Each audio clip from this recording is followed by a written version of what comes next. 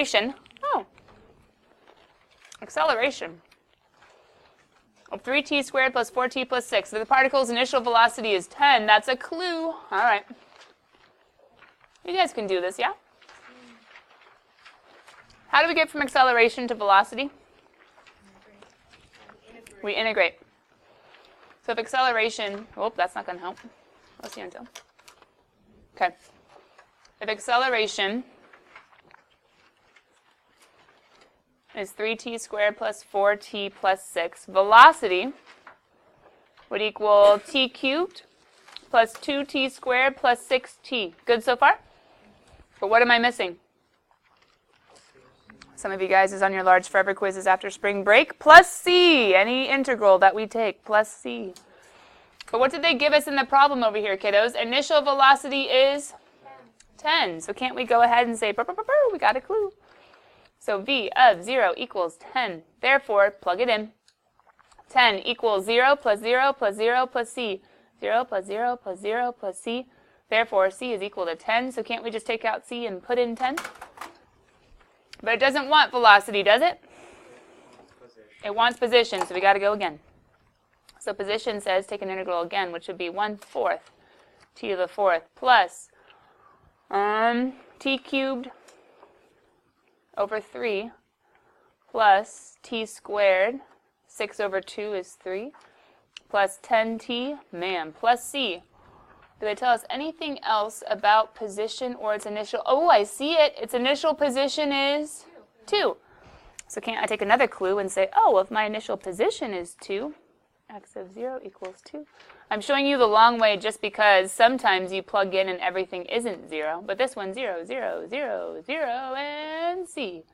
c is equal to 2. Dun, dun, dun, dun, dun, dun. The final answer is the one that ends in 2 with the 4th guy in the beginning and has lots of other stuff in between. I think it's B. Yeah. B? Got him. All right, that was number 3, right? Okay, now we're going to number 5.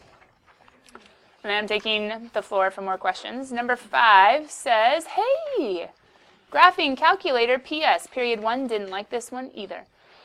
A bottle rocket is shot upward from a 10-foot stand. Kiddos, doesn't that mean the initial position is 10? Where this is talking about the height in feet. Just context. Okay. With a velocity of, I guess that's kind of important. V equals 50 minus 1.6t. Now, this one little bit of information, I guess 2 bits of information, is used for 6 and 7 and 8 and other ones, but if it was just for number 6, the fastest, most efficient way to solve this guy, which number 6 just asks for x of 2, is to recall a certain formula that says, hey, give me an initial.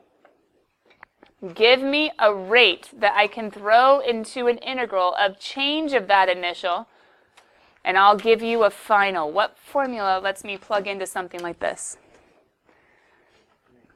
Integration as net change says, give me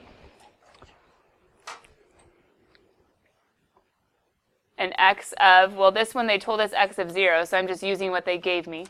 I'll go from 0, just because that's the beginning time they gave me, to the ending time, which is 2.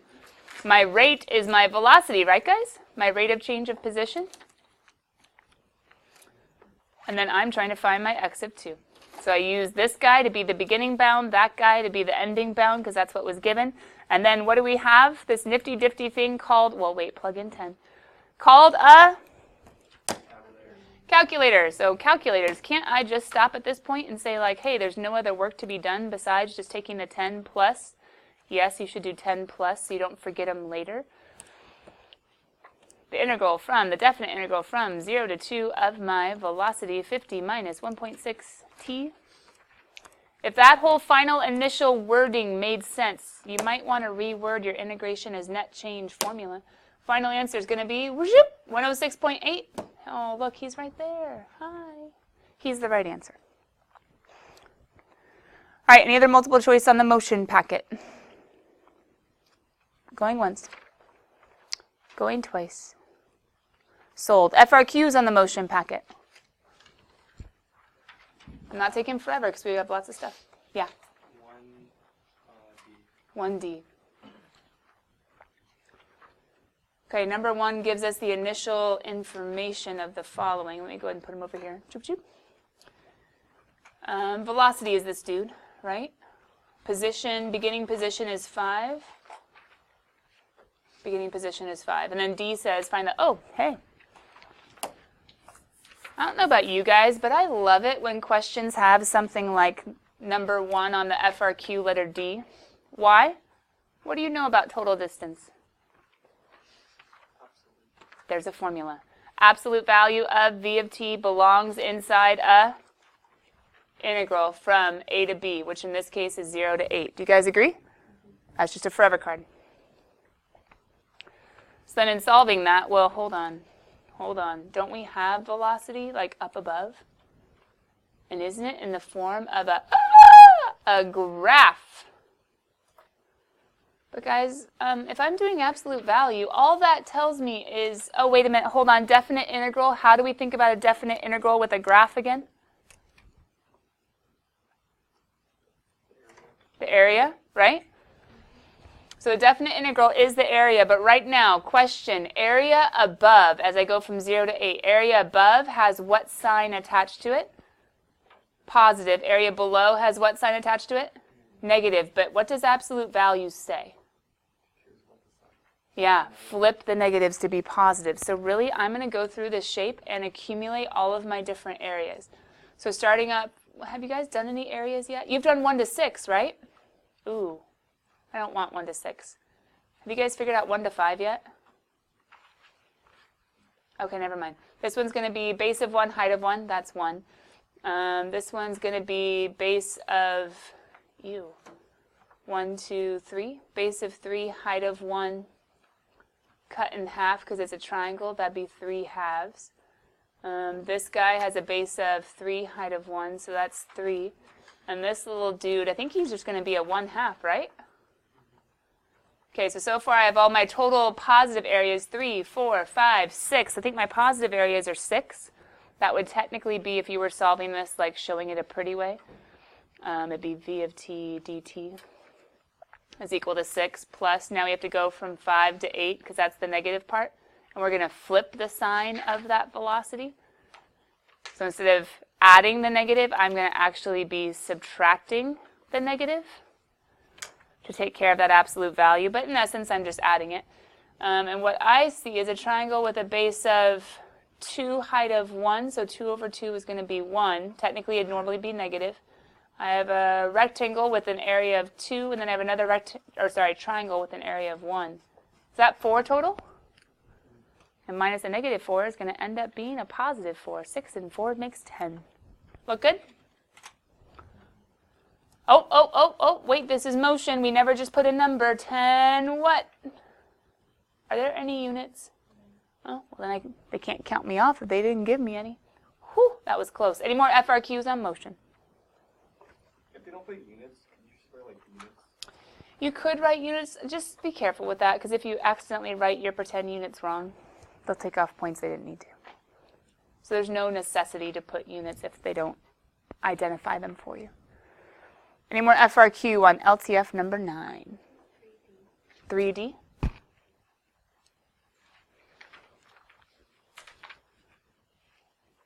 Okay. This one, at the very beginning, they give you a velocity function, right? Let's come back. Of 1 over pi plus sine of 3t. It's a non-calculator question. And then on letter D, it says, what is the velocity when? So my end goal is find velocity. But the problem is, to find velocity, I need to know the time. And the time, all they tell me is when acceleration is 3, right? So up above, I need to ask myself the question of who is acceleration. I think you guys had to answer that in a previous question, right? Or in a prior part up there? Somewhere up there. Oh, there it is, letter A, the acceleration function. So acceleration is equal to derivative of 1 over pi is 0. I believe it's 3 cosine 3t. You guys agree from letter A? I'm going to set that equal to 3 and say, okay, when is acceleration? The dilemma is, for most of you, what got hard was the unit circle. Because you have to somehow, at some point, ask yourself the question, when, oh when, does cosine equal 1?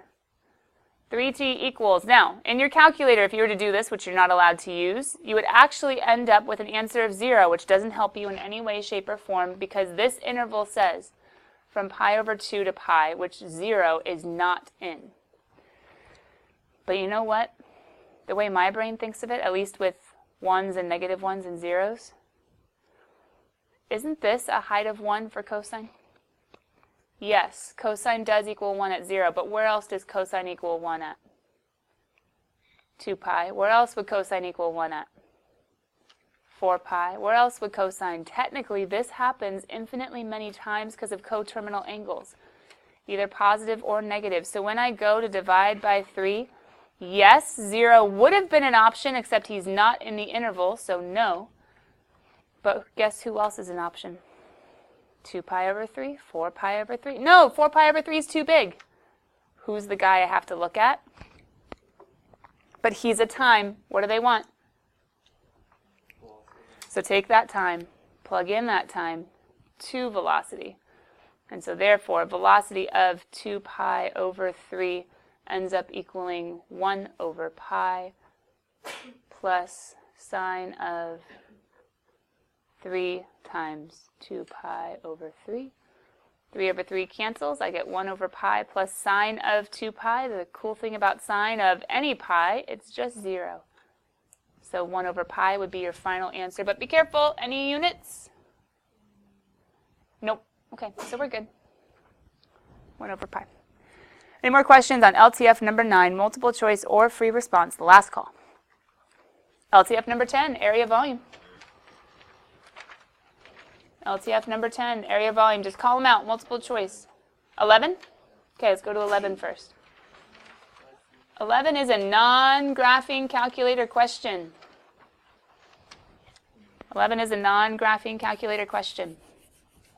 But they give us things like boundaries, like, ew, who likes x plus 2y equals 2 as a form of a line? Why not rewrite it as y equals negative x plus 2 all over 2, or a better way of writing that is y equals negative 1/2 x plus 1. Isn't that a much prettier way of talking about a line?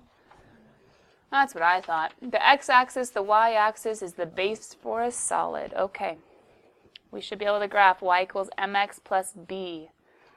There's my intercept. I'm going down 1 over 2. Here's my line. It ends up hitting at 2, 0. They say bounded by the line and each of the axes. Guys, the triangular piece is the only thing bounded by axis, axis, and line. True? Okay, now what's supposed to be popping up out of that? This is the popsicle man. Who's growing out of it? Equilateral triangles. I know you don't like it, but sliced perpendicular to the x-axis means it's sliced this way, and somehow I am coming up into triangles, and triangles with thicknesses of dx.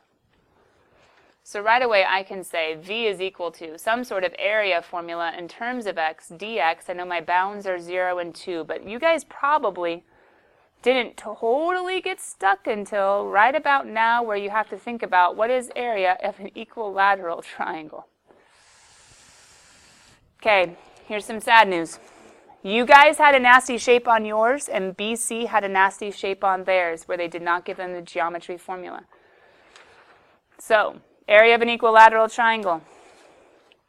It might be something to add to your pre-cal card, even though it was more of like a I don't even know when. Square root of 3 over 4 s squared. There is a geometry way to get that formula. If you really want to see the geometry way so you don't have to memorize it, come see me. It might not be on there at all, but it might be on there. But hold on, didn't I also say BC had a nasty one too? Not only in this 2018 did we see, oh sorry, this is LTF. But they saw in their 2018, and maybe you did it also, an isosceles right triangle. I know it's nasty, I know it's weird, but the most recent super secure practice exam had this nasty guy whose area is a squared over 2, a being the length of the side. Well, yeah, it's okay. How can I show this? Let's see. Right triangle has a right angle, and you have AA right there. And then an equilateral triangle, all the sides are congruent. They're all SSS, and that's our A equals root 3 over 4S squared. I didn't expect it, but they're throwing them on there, and they're not giving you area formulas. Little stinkers. I don't know why they're making the geometry the hard part, but anyway, so all of that to say, when you come down to this equation, we plug in from 0 to 2. Fine, whatever. Square root of 3 over 4 who squared? Isn't the S, guys, just top minus bottom? Top being the line, bottom being 0. So all you have to do is plug in here the line, negative 1/2 x plus 1 minus 0. Boop. In this case, number 11 was a non-graphing calculator question. Oh, this is brutal. So then you guys would have had to... Wait, no, you're number 12. Oh, thank goodness. This is number 12, right? Oh, did I just switch from one to the other? What was the shape in number 11? Sorry, I started doing number 12. Can we pause real quick and then finish number 12? Is it the exact same line? X plus 2y equals 2, the x-axis, the y-axis? Okay, so let me finish number 12. Lo siento. You guys didn't answer, though, so I just went for it. Anyways, squares was number 11. So much easier. But since this guy is number 12, we can finish him off. So I can do my square root of 3. Careful, and the square root over 4. Get your constant in there when you plug into your calculator. Otherwise, you might forget from 0 to 2 of... Now, you can't put a squared, guys. You can't put a squared outside the integral parentheses. So throw in parentheses where you can square. And I have negative 0.5x plus 1 minus 0 just goes away, squared, and I have my dx. I believe number 12 is 0.2886 ... They truncated. They just cut it off instead of rounding, but either way, remember the AP takes it either way, truncated or rounded. So 0.288 was number 12. Number 11, life just got a whole lot easier because instead of having to do this nasty equilateral triangle guy, they say, no, no, no, pop up in squares instead. So if it's squares instead, area of a square is just going to be side squared. So all I have to do to throw into my nifty-difty integral is top minus bottom. Minus 0 is just itself squared, at which point I think you'd end up with what? 1/4 x squared in the integral. Careful, I'm just foiling for right now. Minus 1/2 is minus 1 and then plus 1. To solve any integral, don't we have to anti-derive, cool kids? So I'm going to have 1 over, that's x cubed over 3. 3 and 4 is 12 minus 1/2 x squared plus x. All from 0 to 2. The nice thing is the 0 part plugged in is just 0, 0, 0. The 0 part plugged in is just 0, 0, 0. Oh, struggle, I'm running out of room. The 2 part plugged in would be 2 cubed is 8, 8 over 12, minus 2 squared is 4 over 2, plus 2, oh, those just cancel. 8 over 12 reduces to be 2/3. Dun, dun, dun, dun. Letter B. Okay, any more multiple choice on area volume? Sorry, we did 11 and 12. 9. Is he graphing? Oh, he's a nice set him up and not have to solve him. Okay, I like those. Do you guys like those too? Maybe it's just me. Number 9 says, ooh, okay. Number 9 was tricky in the graph. If you guys didn't know who this guy's graph was, couldn't you, if worst comes to very worst, couldn't you just start plugging in points? And maybe some of you would have seen that negative 1 was a 0, so you could have done negative 2, and then you could have done 0, 1, 2. Long story short, though, if you do end up getting this guy's graph, he's a cubic who's been shifted left 1. Now here's the problem.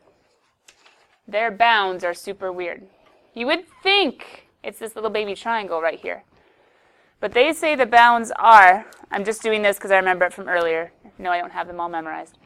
The bounds are the function, the y-axis, the x-axis, and x equals 7, which technically would be way further down and way higher up, but this is basically what's going on.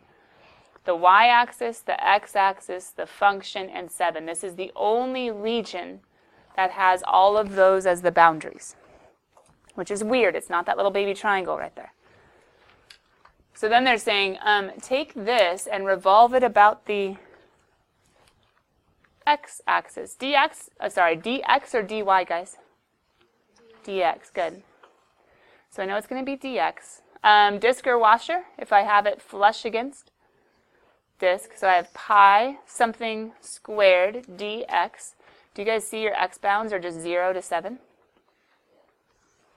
So who on earth is my radius? Oh, wait, isn't my radius from the axis out? So from the axis out, doesn't it just go from y equals 0 to y equals the function of x plus 1 cubed? So can't I just put x plus 1 cubed minus 0? Boop. And I think you end up with a final answer of C. That looks right. Yep, pi r squared from 0 to 7. Does that make sense? Any more multiple choice? Area, volume. FRQs. 1C. Thanks, Jade. Guys, get your mocks ready. If anybody has any mock AP questions Wednesday or Saturday, and technically Part A and Part B are fair game, I would love to have them ready when I go. One gives me this funny graph. And C says the region R is the base. Oh, who is R? O. Oh, what is the area of region R bounded by F and G and Y? F and G and Y. Oh, so that's little r. Okay, let me get a picture of this dude so I can still see him after I scroll down. Calculator allowed. My life is better. Okay. There we go. So letter D says, boop, boop, boop. C. The region R is the base of a solid. Cross sections perpendicular to the x-axis are squares. Okay, so we're slicing perpendicular to the x. I'm slicing down, and I'm somehow coming up and pretend this is actually a square. It looks way more like a rectangle. I apologize. We're popping up in squares, and the thickness is going to be horizontal just because of slicing perpendicular to the x. So I have right now v is equal to the integral. Careful, area of a square is just side squared, right guys? No pi, no anything crazy. Something squared, dx, and I'm going from, I think I need to know what my intersections are. But haven't you guys found your intersections already in this FRQ? Good, good, good. So somewhere earlier, hopefully in this FRQ, you've actually already found the intersections. The first one's easy, it's 0. I'm going to put 0 to B because I'm hoping somewhere up above you already found the intersection point, and that intersection point you established or you stowed as B, or I should say x equals B. And then my top minus my bottom. E to sine x, that's a swoop. There he is. E to the x minus 1. Ooh, that's a swoop. Hold on. This one looks more like e to the x minus 1 because it went down 1. Oh, it's a calculator question. Duh. We could have graphed this dude, couldn't we? If you got confused at all. And you could have graphed your e to the sine of x. And you could have graphed your e to the x minus 1. And you also have him in your y1, y2 if you want to access him. Oh, I'm totally graphing mine simultaneous. Oh, well. But anyway, if you had graphed it in a different mode and graphed them one by one, you would have seen that this guy is the bottom, this guy is the top. So therefore, I'm going to throw in my e to the sine x minus, careful, parenthesis. And then the cool thing is we could totally just, if you guys have the formula, we could throw them in and we could say, oh, sweet. Well, hold on. I did not stow my intersect, so I'll show that really quickly. Curve 1, curve 2, guess. My intersection is, you guys get 1.283-ish? So 1.28. Remember, don't round it when you're writing it. Okay, so then we can go ahead and I'm going to stow that guy as B just because. Want him forever, at least until the next problem. And now I can go ahead and do my integral from 0 to alpha b of, I have my, hey, isn't e to the sine x my y1? I can go use my y vars. y1 minus y2. I can square that puppy because it's flush. Ooh. Oh, thank goodness. I'm not rotating. I'm not revolving. I'm just having squares pop up out. So I don't have to worry about discs or washers, flush or not flush. Final answer, check me, 0.886. I think it's 0.886. All right, FRQ's multiple choice. Anything else? Yeah. So when you round it to 3 decimal places, are you supposed to put this squiggly equal sign?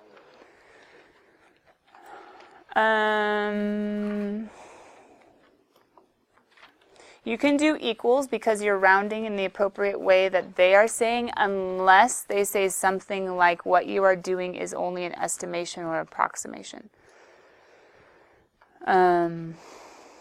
Like if you were approximating a derivative with an average rate, if you were approximating a definite integral with an area, ooh, how would you be approximating? You could kind of approximate. If it's geometry, it'd be exact. If you would feel better, I don't believe they wouldn't take off points if you did the approximate sign, if it was because of rounding. But Joe, the other way around that is you could always just do truncating instead of rounding and put dot, dot, dots, and that way the equal will always be appropriate unless it's an estimation. Does that make sense? Good. Okay, anything else? LTF number 10? Let's go mock AP. Let's try to get through as many as possible. Let's go mock AP. So I'm going to go ahead and get rid of your LTFs real fast. LTF number 11 is due tomorrow. And let's go find, I have Wednesday or Saturday ready to go. You guys tell me where I'm going. Saturday number 27. Okay, Saturday 27, right at the end of the non-calculated multiple choice. Does this look right? Yep. The positive variables, P and C, change with respect to time. Ooh, there's movement. The relationship between P and C is given by the equation. Okay, they give me this equation-y thing. Relationship. I wonder if they said that on purpose. At that instant when, oh, I want to show this to you. Let me zoom back in. At that instant when dp dt is equal to 41 and c is equal to 15, what is the value of dc dt? Why am I going to call this a related rates problem? How many rates do I have? Oh, come on, work with me. Sorry, my snipping tool has been awful today. That's why I've been over here. Just circle randomly over here. Because I have a dp dt and I have a dc dt. dp dt is the rate of change of p with respect to time, and dc dt is the rate of change of c with respect to time. But right now, have any rates been taken or been found of this equation yet? No. So I have to take ddt at both sides.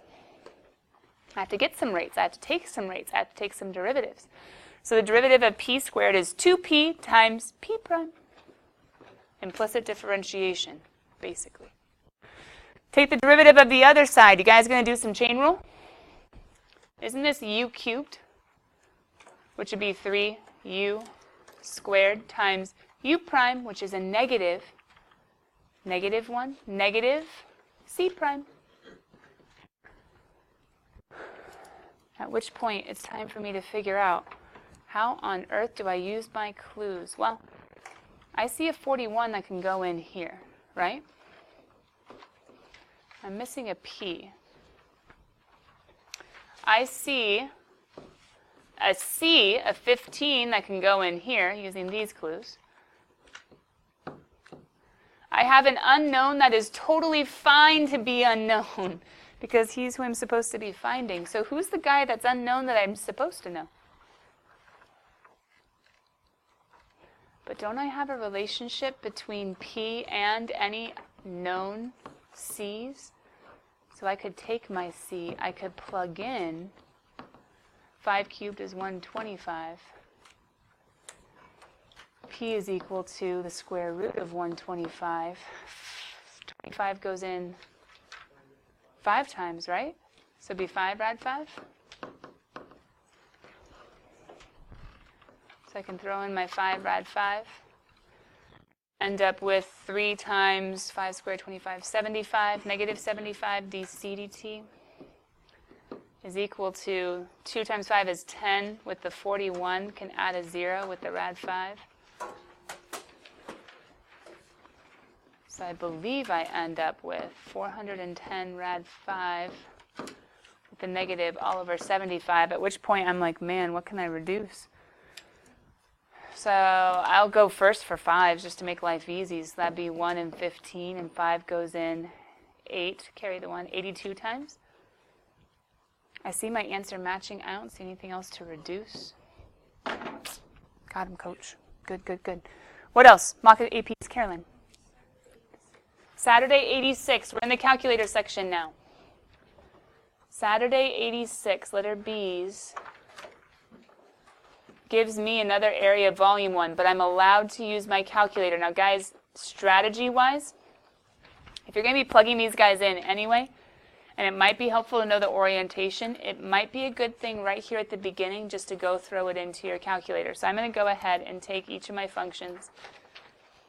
Instead of even thinking about who's who, even though hopefully we know this guy is the parabola shifted right to, and that guy must be the other one. But either way, I have 4 cosine of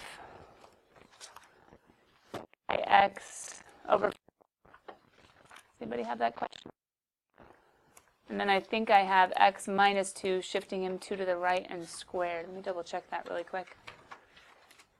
Got him.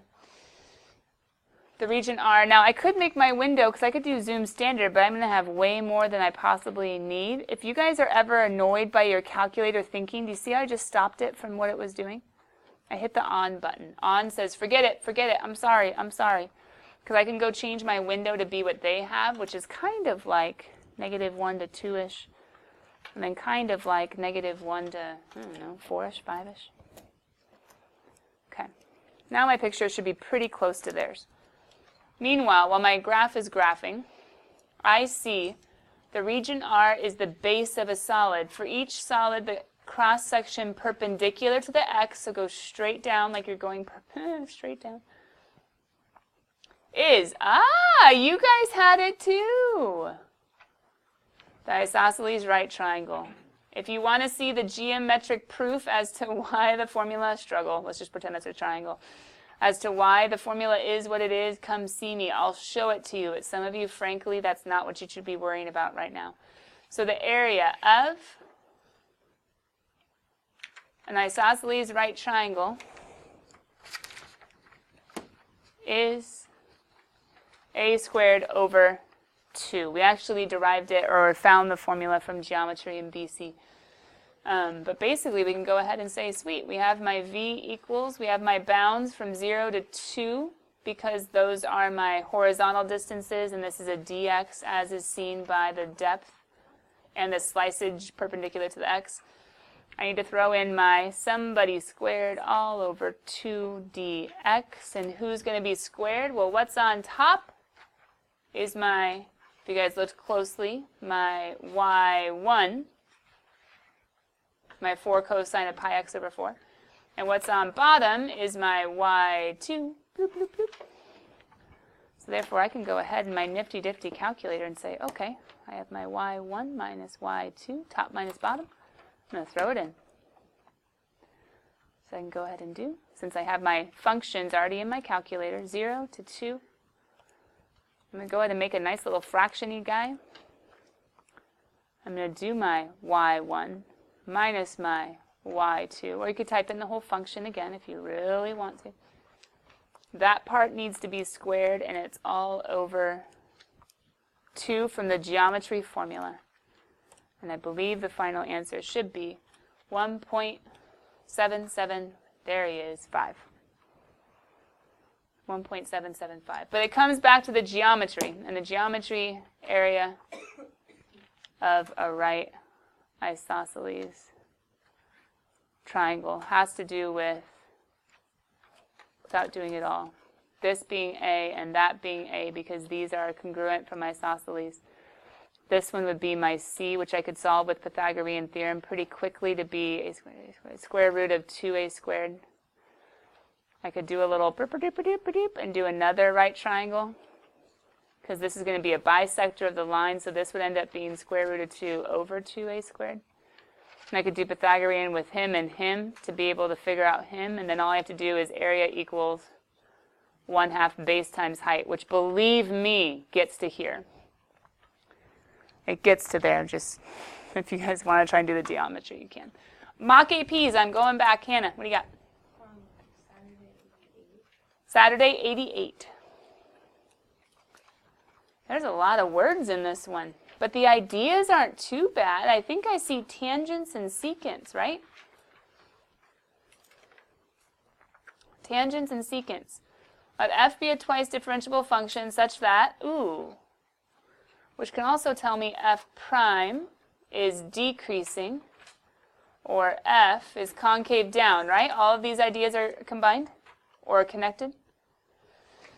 The graph of S is the secant line, which passes through these two guys, and then this guy is the tangent line at 4. Okay, well, if I were you, I'd probably start thinking about a picture. So thinking about a picture,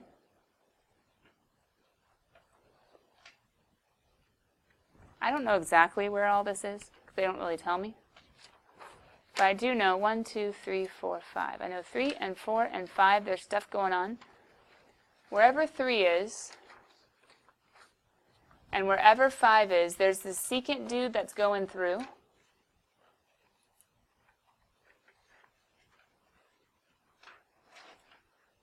Yeah, wherever 3 is and wherever 5 is. I'm just making this up as I go, but there's a secant line that goes through, and his name is S.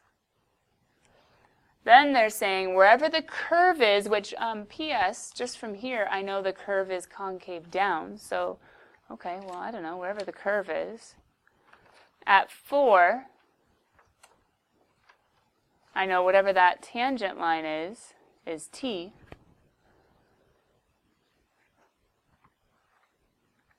And says which of the following is true as far as 4.2. So I'm going just a little bit off. And I'm asking the question, what's going on at 4.2? At 4.2, we could go to the secant line, which is definitely going to be through the concave down, however that is. So this is concave down based on the clue the secant line is going to cut through him. So definitely S is going to be the lowest dude, because he's below the curve and the tangent line. And then if you keep on going up to 4.2, you're going to hit the curve first. That's going to be f of. And then if you keep going up, now you're going to hit the tangent line. So as far as their different values over here on their y's, the secant line that cuts through is the lowest. The function value is the curvy dude, which is the middle, and then the tangent lines. The curve is sandwiched in between the tangent and the secant. So therefore, I would say something with an S and an F and a T is C. Sorry, pretend that's a circle. Mock APs, I'm back. What else do you want? Wednesday or Saturday? Any of the... 84, Saturday. Saturday, 84.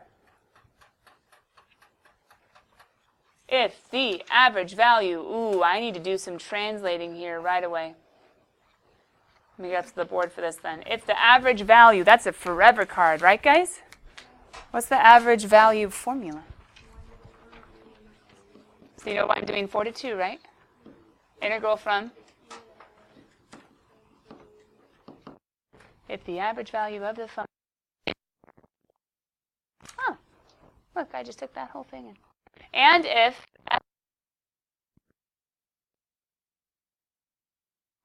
for all x in between 2 to 4, what is the area of the region enclosed by, so wait a minute.